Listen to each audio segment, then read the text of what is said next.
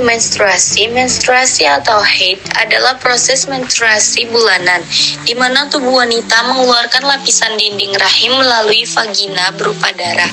Dan jaringan ini terjadi ketika sel telur tidak dibuahi yang memicu hormon untuk menyebabkan lapisan rahim turun.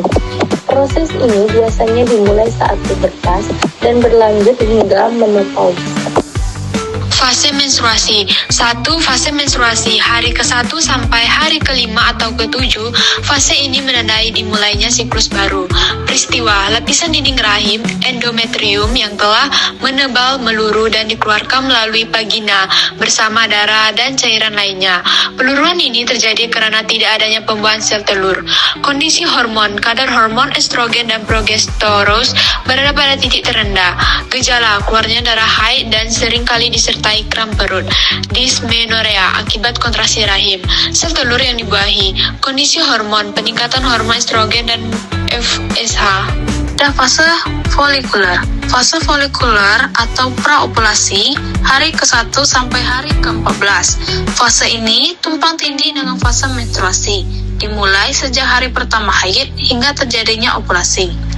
Peristiwa di ovarium, kelenjar pituitari melepaskan FSH, follicle stimulating hormone, yang merangsang beberapa folikel di ovarium untuk tumbuh. Hanya satu folikel yang paling dominan, yang akan matang dan menghasilkan sel telur. Peristiwa di rahim, folikel yang tumbuh menghasilkan hormon estrogen. Estrogen yang meningkat menyebabkan dinding rahim menebal kembali dan memperbaiki diri. Fase proliferasi, mempersiapkan tempat bagi kemungkinan sel telur yang dibuahi. Kondisi hormon. Selanjutnya itu fase ovulasi. Fase ovulasi hari ke-14 ini adalah masa paling subur dalam siklus 28 hari standar. Peristiwa, peningkatan tajam kadar estrogen memicu lonjakan besar hormon LH luteinizing hormone. LH surge. Lonjakan LH ini menyebabkan folikel matang pecah dan melepaskan sel telur ovum dari ovarium.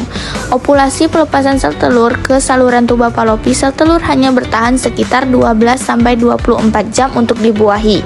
Kondisi hormon, puncak estrogen diikuti oleh lonjakan besar LH. Berikut merupakan contoh proses terjadinya menstruasi.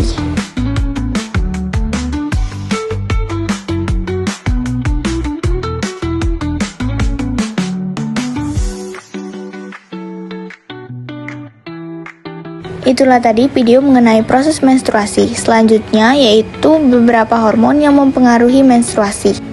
Yang pertama yaitu hormon FSH atau follicle stimulating hormone dihasilkan oleh kelenjar pituitari hipofisis di otak. Yang kedua yaitu hormon LH atau luteinizing hormone dihasilkan oleh kelenjar pituitari. Ketiga yaitu hormon estrogen dihasilkan oleh folikel yang tumbuh di ovarium. Yang keempat, hormon progesteron dihasilkan oleh korpus luteum setelah ovulasi.